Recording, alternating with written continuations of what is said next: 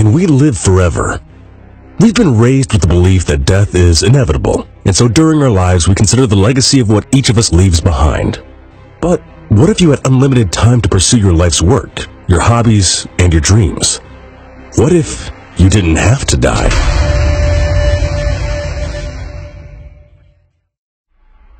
As science and medicine advances, the average human lifespan continues to increase from better care and medicines that treat diseases. Some scientists say that in the near future, perhaps within the next 50 years, immortality might be within our grasp. To begin to understand the aging process, we have to look at the laws of physics. There are 4 laws of thermodynamics, and the second law of thermodynamics basically implies that everything made up of atoms rusts, falls apart, or disintegrates. We are all made up of atoms, and those atoms must obey the second law of thermodynamics. But this doesn't mean that the law cannot be interfered with or changed. In fact, there is no law of physics that prevents us from finding the secret to living forever, or stopping and reversing entropy. Entropy can be interpreted as the degree of disorder or randomness in the system. Nothing is immune to the power of entropy, not even our bodies. Everything in the universe has the tendency to go from order to a decline into disorder. As we grow old, our own cells begin to betray us. If scientists find a way to reverse the damage that occurs normally to our cells, this could be the key to eternal life. We must take a closer look into our bodies on the cellular level. For a cell to remain youthful, it has to maintain the ability to detect and repair DNA damage, keep up its energy production, dispose of its waste, send out the right chemical messages, stay attached to other cells, and do many other things. Diseases of aging are associated with the failure of the DNA repair mechanisms. Our cells are very complex, but in each one of our cells, you will find what are called mitochondria. There are hundreds of these in each cell. You could consider these as tiny engines inside of each cell. The job of mitochondria is to provide energy to the body, and as with anything that produces energy, they become worn down after time. It is the beginning of this stage that our bodies start to decay. This is where some scientists have begun to research and are trying to reverse the process. One scientist by the name of Walter Longo performed some experiments with baker's yeast, the simple single-celled microorganisms that cause bread to rise and beer to ferment. By removing 2 genes from its DNA, he was able to increase the lifespan of yeast to 10 weeks by reversing the deterioration process. That is 10 times the normal 6-day lifespan of yeast. It might not seem like a lot, but it's the equivalent of 800 human years. He then performed the same experiment on mice, and by removing the same 2 genes, the result was that it doubled their life expectancy.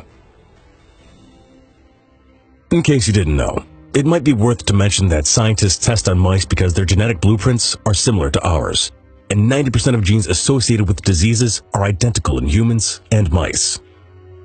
As far as our current longevity is concerned, it seems that humans have a hard ceiling of living to 115 years old. It's possible that this age limit is biologically wired into our system.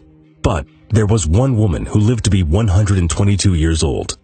Her name was Jean-Louise Calment, and after she died, many people said that it wouldn't be long until people were living to be 125 or 130 years old. But no one has lived that long since she died in 1997. It would seem that the average longest living human age is in fact 115 years. There are many unanswered questions that still remain. If we extended our lifespan, would our bodies be able to withstand living 800 to 1,000 years? At the current state of research, we're only learning how to extend the lifespan.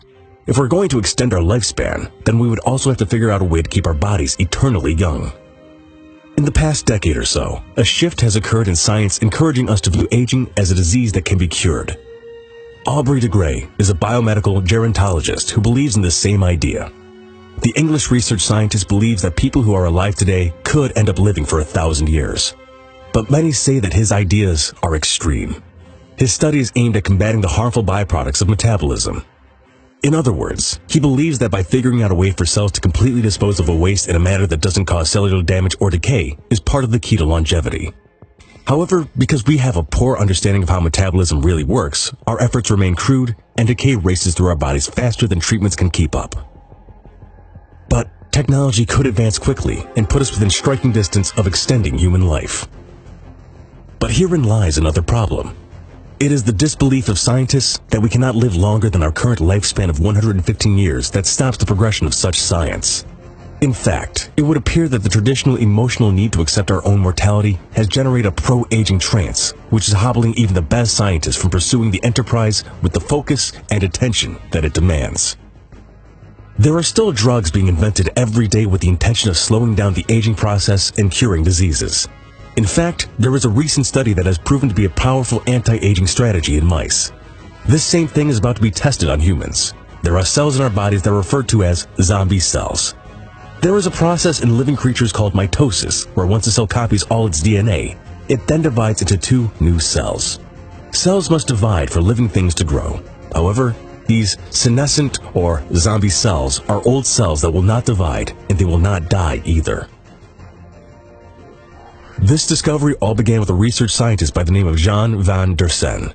He was working with genetically engineered mice to study the abnormal number of chromosomes in a cell and how it relates to cancer.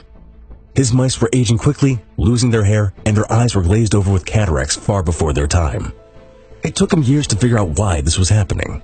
He then got the idea of trying to kill off these zombie cells and try to determine if this could prevent the premature descent into old age of these engineered mice. In 2011, he and his team found that by eliminating these senescent cells, that it forestalled many of the ravages of age. Senescence is the gradual deterioration of function which is characteristic of most complex life forms. Currently, there are drugs based on small molecules called senolytics, which are designed to eliminate these zombie cells which refuse to die. This is a good thing, because such defective senescent cells persist to emit harmful chemicals that damage other healthy cells and cause inflammation, a process that is one of the basic mechanisms of aging. But this is only a small part of the process. While some scientists are optimistic, there are others that say that we would have to alter so many genes that it could take generations before any significant breakthrough would occur. And that is where artificial intelligence might come in. The solution to combating cell aging may lie with artificial intelligence. As AI continues to advance, there is a very good chance that it could solve the complex problems concerning the human lifespan and the aging process. Currently, there are artificial intelligence algorithms that are studying the aging process and looking for ways to reverse any process that could be damaging to our cells and our bodies. Artificial intelligence could also end up becoming part of our bodies, programming our cells to correct and reverse entropy. But let's say that we do someday find a way to reverse the aging process.